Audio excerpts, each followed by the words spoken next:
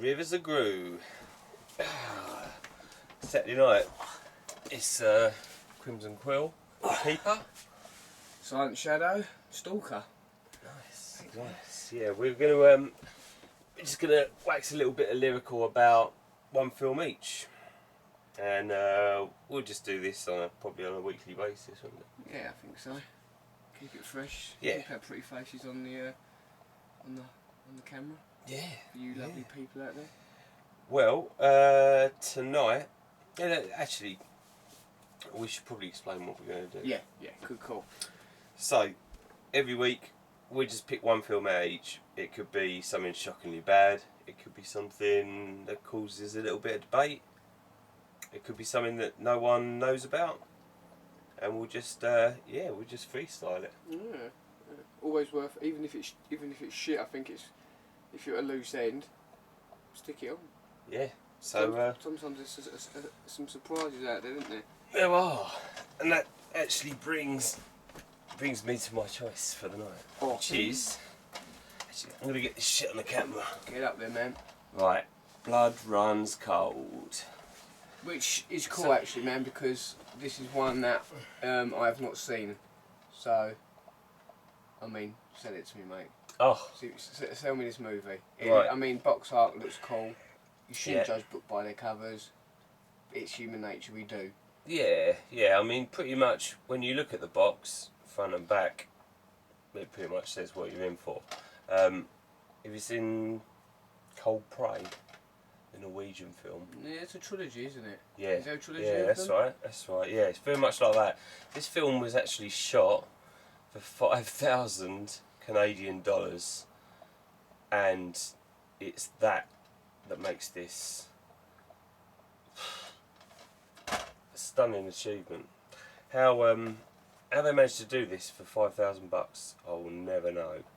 There's a particularly vicious decapitation in there, which it's only a 15 certificate as well, but this particular head removal is one of my favourites. The guy that made it, Sonny Laguna, he's not really going up with the budgets too much. He's still working on a nice low budget, and he's still managing to put the quality into his films.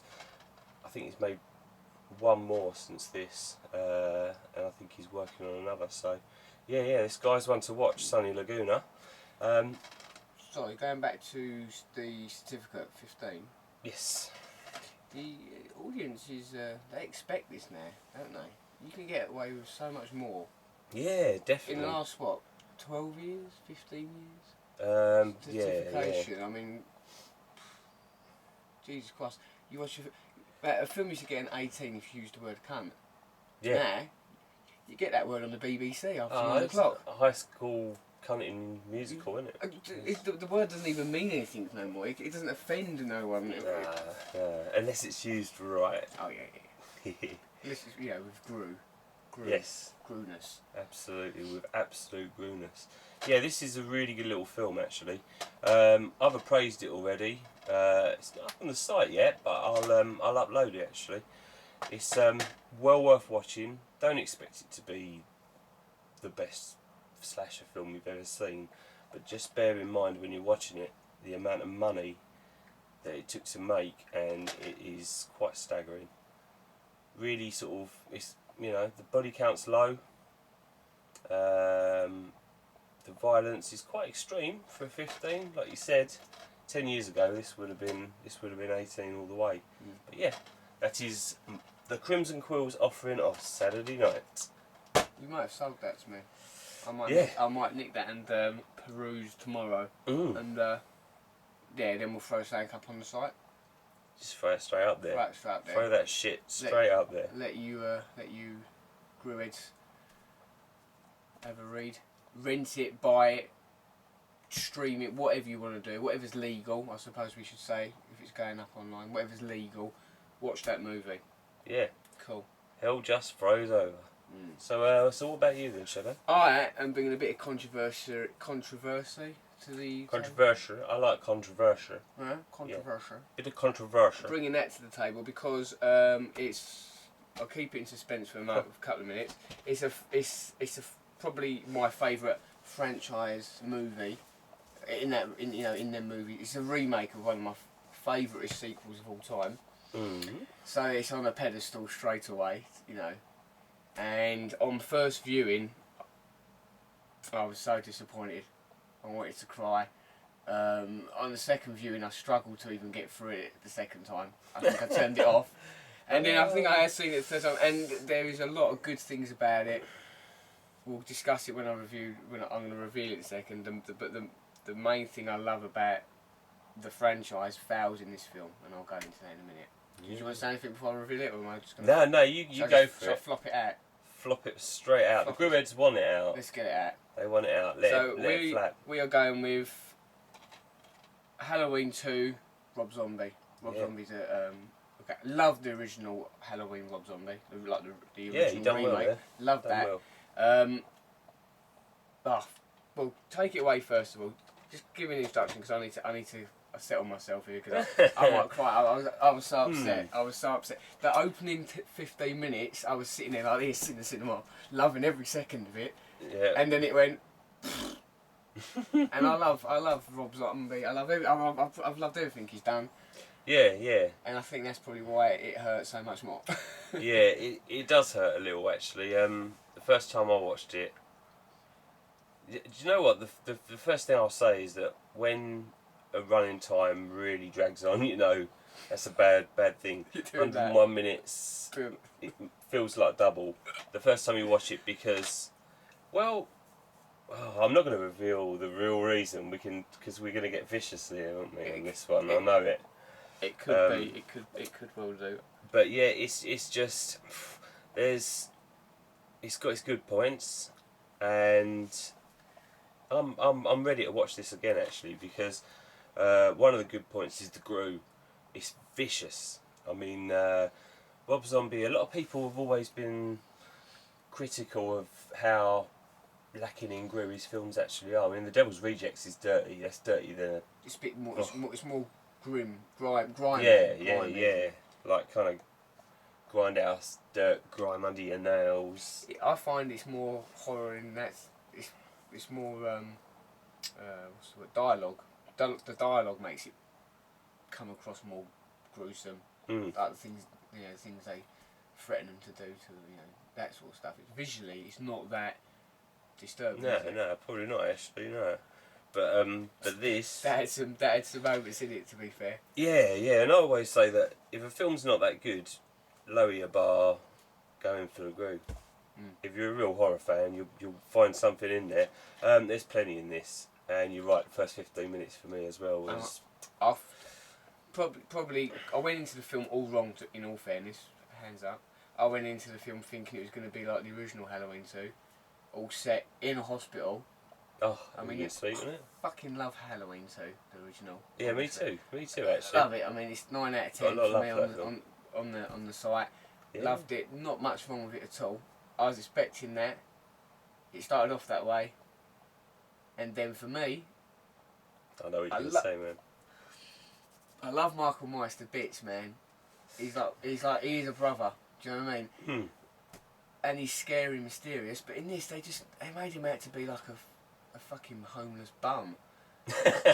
He had half his mask on his face, a big old beard hanging out, hair down here, walking around in fucking fields. Yeah. At one point, I thought I was watching a Lord of the Rings film or something. It's a long walk, man. He was just fucking walking around, and I was like, what are you doing?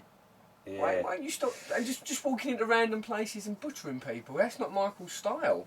He doesn't just butcher people for the fun of it. They turned him into a nomad. Yeah, and so that was that factor. But there's something bigger, isn't there? I feel there's something bigger, and it's underneath the skin. It's bubbling. I love the man. I love him. I loved him in Love. You know who I'm going to mention there, didn't you? Oh. I love him. I want to put that on camera now. Malcolm McDowell, I'm sorry, man. He slaughtered it. That's not Sam Loomis. You just got it completely wrong, didn't they? I mean, I don't know if you've got to give him bad direction or what. I don't know. Love Malcolm McDowell. I love you, and everything else I've ever seen you do. Love.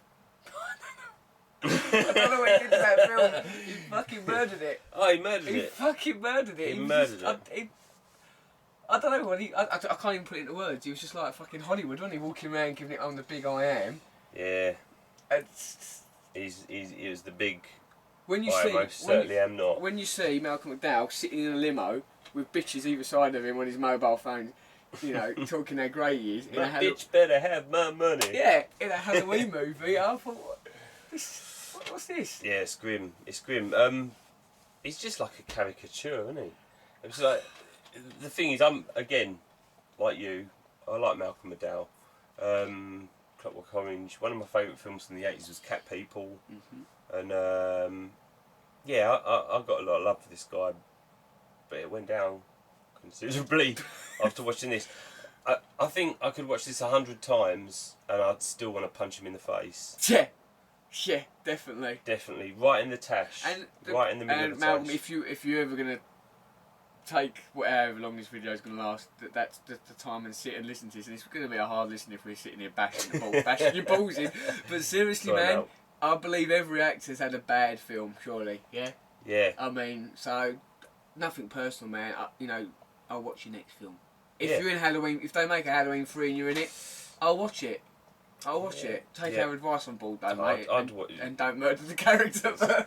I'll always watch Halloween, even if it's Resurrection, and I just want to get Resurrection in my hands and just. The thing is with Resurrection is shit, isn't it? It's got a great opening and then it is fucking shit. But it don't hurt as much as that, does it? Because you knew it was going to be shit by the trailer. Well, also, I'm alright with rappers making their appearances in films. Ice Cube, Boys in the Hood. LL Cool J. LL Cool J, you can't kill him though. He's got like a death clause in his contract. He's got like the best contract going, isn't he? Did he get like bitten by like a great white or like a Mako in Deep Blue Sea? Oh yeah. And he stabbed it in the eye with his crucifix chain. Oh, it was all over it. The thing is, Michael Rappaport in that film, he had a second. That's it, leg, gone. LL Cool J, his head's like a shark's fin. Yeah. I'm surprised he didn't pull the shark out of the water and body slam it on the deck and just. I was waiting for Mama Said Knock You Out to just start. Don't call it a comeback. But I want to say something positive. Yeah, I was going to say, well, so we finished bashing the movie. Yeah. We finished bashing it. Yeah. Let's talk positives. I'm thinking. You know what? You know. What are you going to say, man? It's got to be. I'm twitching already. Yep. Danielle Harris. But not only Danielle Harris as well for me. It's We love Danielle Harris anyway. She's never really had the service that she deserves. I think she's got a really great horror film in her. She's got plenty, but I just get the feeling that the best is yet to come. It would be nice to see. It'd be nice to see her do something out of the horror as well, just to see a different side of her. Yeah. You know? Like Wizard of Oz or something like that. Yeah, like Little Dorothy. Yeah, she'd be lovely, wouldn't she? Or like just like the Wicked Witch. Tattoo down the side. Or just some sort of like American Pie spin-off because you know, that's all they're doing in their movies is get boobs out, and Danielle Harris has got a rack on her. She has, and do you know what I love about Danielle Harris? Is she's not one of these birds who's like, let's just flash my shit all over the screen. No. I think she's only bared it, what? Halloween 1 and Halloween 2. Yeah, which was surely for Rob Zombie's convenience there. I can imagine he was behind that camera and he had little Mr. Zombie sitting in his palm, didn't he? Stroking it like a pigeon. That won't do. We need to do another shot. And it's just like, Zombie's probably like, he's got more film of Danielle Harris in his fucking vault than you've got DVDs. Man. But do you know what? Fair play. When I was doing my True Scream Queens article recently, one of the things that I was saying there, we're just going to go off into a tangent now. Yeah. But one of the things I was saying there was about, fuck it, it's gone. It's gone. The Scream Queens? Yeah. Remind me, get me back there. Danielle Harris was in the 12, wasn't it? Scream Queens. She was in the top 12. Oh, yeah. Oh, fuck it. It's a different point, but I'm going to say Danielle Harris, when I first saw her in Halloween 4, she was 11. She had her 11th birthday on set. Yes. Bit of Geek Central there for you. Yeah. And I thought, this girl's got something. But she needed to blossom. So, do you know, again, slightly off topic, but it's to do with Halloween 4. It was between to get the part for Jamie. Oh, Danielle Harris and Melissa Joan Hart, Sabrina the Teenage Witch. Yeah, I think they made the right choice there. Yeah, man, definitely. Mind you, she's got nice bangers and all though. Just throw that out there. I don't think I've ever seen them on flops. Oh well, you're missing out, my man. You're missing out. But indeed, picked the right. They picked the right Jamie. Yeah. And it was nice to see her sort of reprise back into the franchise as a mature, a mature Danielle Harris. Yeah, and Annie Brackett. And with a brilliant father figure to go That's with her. the thing. Yeah, It's Dourif. This is the thing that love really. Brad. This makes me even angry about this film because their relationship was that was for me, that was like the linchpin that held the film together. And Taylor Scout Compton, who played Laurie, she was good actually, but I in the first one she was good. Yeah, she just wound me up after a little while. I just wanted to see Danielle Harris. Yeah, you just didn't really care whatsoever about. No, and the others, anyone else that was in the film was just there to basically get their jaw smashed and just over the top swear. Yes. Just swearing yeah. for the sake of swearing in it, for innit? Fuck's sake, it was fucking awful. Fucking cunt bag of a. There's a bit where they go into like the grunge shop. Again, more grunge, being a zombie, you expect it, so you know. Yes, you get his trademark. It's just like, just fuck this, fuck that, prick, fuck, balls, cunt, rag, all this shit. And it was a bit the same in the first one, to be fair. The bird who I don't know the actress's name, sorry, but the bird who plays, I can't remember the original girl's name, PJ Souls' character. Oh. The cheerleader, isn't she? And she's just like, she spells the word cunt out at one point in the cheer, didn't she? She does. She's like, C-U-N-T, cunt. It's like, well done, Rob. He never fails to get it in there, does he? No, he never fails, he bless never him. fails. But, also, we went off Brad a little bit. We need to talk Brad up a bit more. Yeah, it was a lot of warmth between them. There was a really nice sort of daughter and father relationship going on, and I don't know. It was just that for me was the thing that really kept me interested. What do you reckon? Should we score it? Should we score both